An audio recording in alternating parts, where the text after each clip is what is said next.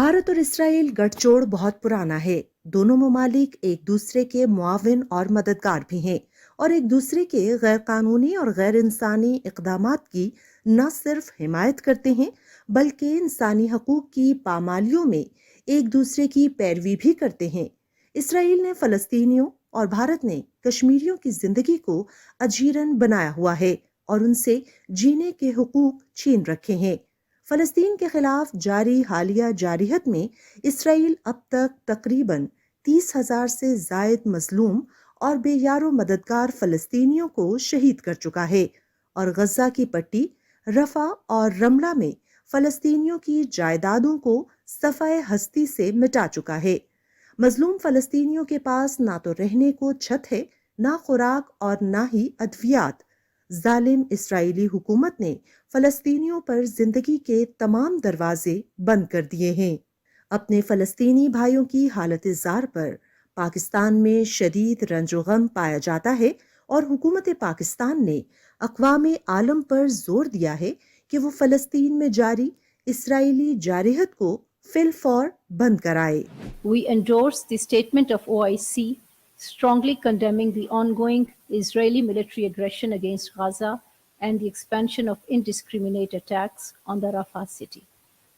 OIC has raised alarm on expansion and escalation of the pace of the Israeli aggression and warned against an unacceptable attempt to forcibly displace the Palestinian people from their own land.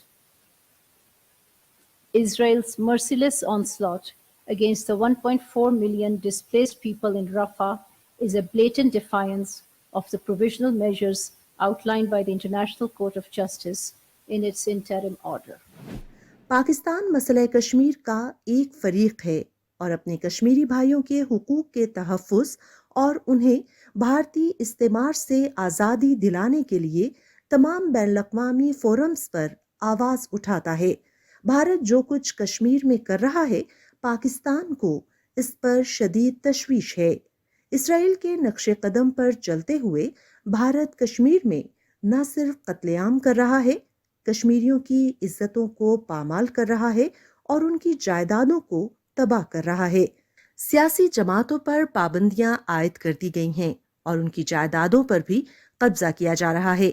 Pakistan ने कश्मीर में जारी भारतीय जारिहत पर शदीद तहफ़्फ़ुज़ात का इजहार किया है और भारत को मुतनब्बे किया है कि वो कश्मीर में जारी मज़ालिम को फिलफौर बंद करे। India's campaign to curb dissent in Indian illegally occupied Jammu and Kashmir remains in full swing. On 10th of February, India's National Investigation Agency conducted multiple raids on 15 properties of Jamaat-e-Islami, Kashmir, in different cities. These raids were part of an ongoing crackdown against the Kashmiri political organizations. Jamaat-e-Islami is one of the 6 political organizations already proscribed by India. We urge the Indian authorities to end intimidation and persecution of the Kashmiri political activists and parties. All Kashmiri political prisoners and activists should be released, and the people of Jammu and Kashmir should be able to enjoy their rights and freedom. Pakistan will continue to extend political, diplomatic, and moral support to our Kashmiri brothers and sisters for the just and peaceful settlement of the Jammu and Kashmir dispute in accordance with the UN Security Council resolutions.